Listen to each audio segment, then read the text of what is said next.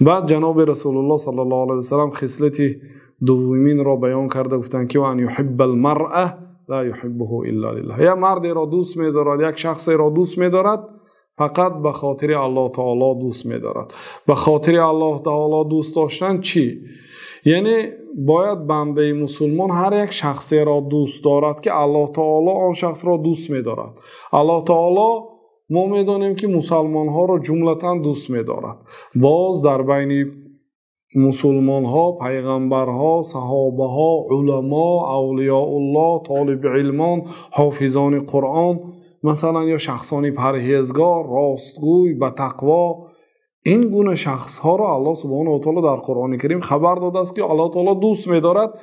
یعنی ما هم باید دوست داریم. دوست داشتن ما باید با دوست داشتن الله تعالی موافقت کند.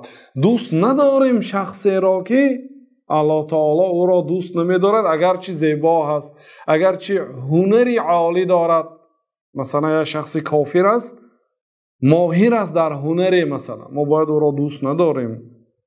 برای آنکه دوست داشتن ما باید طبق دوست داشتن الله و رسول موافقت کند. هر شخصی را که الله تعالی دوست می‌دارد، پیامبر صلی الله علیه و سلم دوست می‌دارند، باید ما اون شخص را دوست داریم. هر شخصی که الله تعالی بد می‌بیند و پیامبر صلی الله علیه و سلم بد می‌بیند، ما باید اون را بد بینیم. که در این صورت انسان وقتی که یک بنده از بنده های الله تعالی را به خاطر الله تعالی که دوست می‌دارد، نه به خاطر پول و مالش، نه به خاطر منصبش، نه به خاطر دیگر چیزش، در این صورت طعم ایمان را می‌چشد.